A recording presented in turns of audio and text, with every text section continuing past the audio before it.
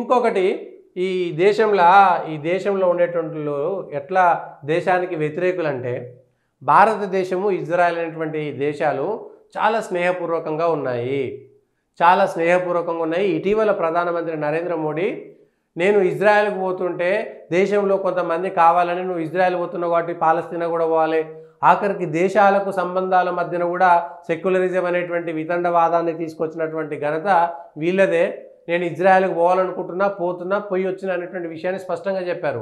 ఇజ్రాయెల్తో స్నేహపూర్వకమైనటువంటి సంబంధాలు ఉన్నాయి. అయితే ఇగో వీళ్ళు చెప్పేటువంటి మాట, పాలస్తీనాపై ఇజ్రాయెల్ దాడులను ఆపాలని ఇక్కడ కూర్చొని చెప్తారు. నీకు వచ్చిందేమున్నది, నీకు పోయిందేమున్నది? పాలస్తీనా ముందుగాల దాడులు మొదలుపెట్టిందా, ఇజ్రాయెల్ ముందుగాల దాడులు పెట్టిందా? 5-6 సంవత్సరాలుగా శాంతిగా ఉన్నటువంటి దానిపైన ఇజ్రాయెల్ని గెలికిందెవడు? హమాస్ అనేటువంటి తీవ్రవాద సంస్థ కదా.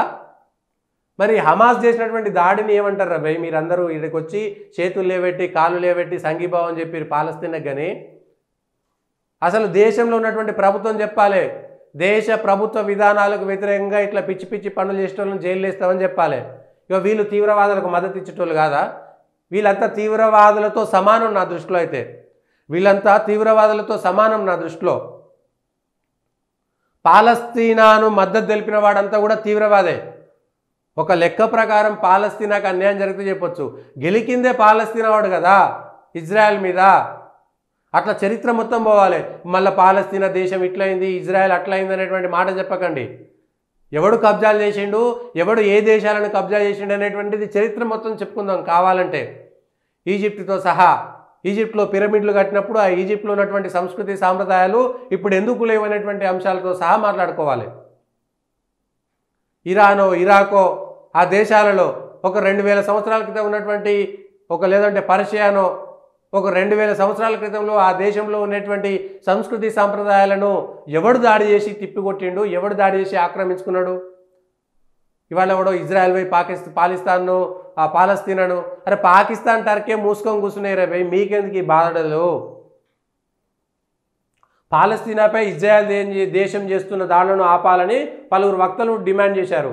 ఆల్ ఇండియా తంజీమ్ ఇన్సాఫ్ వీళ్ళ మీద ఎన్ఐఏ కానీ లేకపోతే వీళ్ళ మీద ఏది సిబిఐ సిడి ఏవేవి ఉంటాయో అవన్నీ దాడులు చేస్తే వీళ్ళ వెనుక ఉన్నటువంటి ఈ ఎకోసిస్టమ్ అంతా బయటకు వస్తుంది. నాకు తెలిసి వీళ్ళ వెనకాల ఏదో తీవ్రవాద సంస్థలు వీళ్ళకు మద్దతు ఇచ్చి పైసలు ఇచ్చి పెట్టినట్టుగా నాకు అనిపిస్తున్నది. కొన్ని తీవ్రవాద సంస్థలు ఉన్నాయనేటువంటిది నా ఆరోపణ. ముఖ్య అతిథులుగా ఆచార్య కోదండరాం, మరి చదువుకున్నటువంటి ఆచార్య కోదండరాం గారు ఈ విషయంలో ఆచార్య కోదండరాము, అజీజ్ పాషా, జస్టిస్ చంద్రకుమారు, ఆవాజ్ రాష్ట్ర కార్యదర్శి అబ్బాసు పాలస్తీనాపై ఇజ్రాయెల్ చేస్తున్న దాడులను ఆపేందుకు భారతదేశం జోక్యం చేసుకోవాలట. మరి హమాస్ చేసినటువంటి దాడులను ఖండించరా కనీసం మాట వరుసకైనా? వీళ్ళు ఎప్పుడైనా ఈ దేశంలో బాంబు దాడులు జరిగినప్పుడు, ఈ దేశంలో ఉగ్రవాద దాడులు జరిగినప్పుడు అరే మీరంతా పోయి ఆడోడు తీవ్రవాది అబ్దుల్ వాడు ఇంజాము వాని పేరేందో జేఎన్యూకి సంబంధించినటువంటి విద్యార్థులు కాదు, వాళ్ళు కూడా తీవ్రవాదులే. ఎందుకంటే తీవ్రవాదికి మద్దతు తెలిపినోడు, తీవ్రవాదికి అనుకూలంగా వాడు లాయర్ అనేటోడు పోయి వాడు వాదించినోడు, వాళ్ళందరూ కూడా తీవ్రవాదులే. కసబుకు అనుకూలంగా మాట్లాడినట్టు దగ్గర పోయి మీరు మాట్లాడితే మీకు తీవ్రవాదులకు ఉన్నటువంటి తేడా ఏమిటి? మీరు హమాస్ చేసినటువంటి దాడుల్లో అమాయకమైనటువంటి ఇజ్రాయెల్ పౌరులు, వివిధ దేశాలకు సంబంధించిన పౌరులు ఎంతమంది చనిపోయినరు? దానిపైన ఎందుకు మాట్లాడలేదు? హమాస్ విషయంలో మాట్లాడడానికి దమ్ము లేనటువంటి వాళ్ళు ఈ విషయాలను మాత్రం మాట్లాడతారు. ఆ దేశ సమగ్రత, ప్రజల హక్కులను కాపాడేందుకు కేంద్ర ప్రభుత్వం చర్యలు తీసుకోవాలి.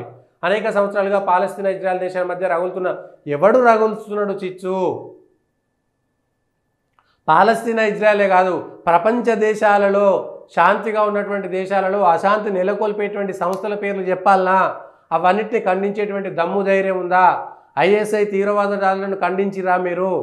ఇండియన్ ముజాహిదీన్ దాడులను ఖండించిరా మీరు? దిల్సుఖ్ నగర్ బాంబు దాడులకు వ్యతిరేకంగా మీరు ఏమైనా పోరాటం చేసిరా? ఏమైనా చేసిరా? హైదరాబాద్లో జరిగినాయి, బొంబాయిలో జరిగినటువంటి దాడులకు వ్యతిరేకంగా మీరు ఎన్నడైనా తీవ్రవాదులకు వ్యతిరేకంగా ఒక ధర్నానో, ఒక రాస్తారోకనో, ఒక సంఘీభావ యాత్రనో చేసిరా? చేయలేదు. సో మీకు అడిగేటువంటి ఈ దేశంలో ఇట్లాంటి వాళ్ళందరినీ కూడా మనం ఏం చేయాలి? ఈ దేశాలకు సంబంధించినటువంటి అంశాలకు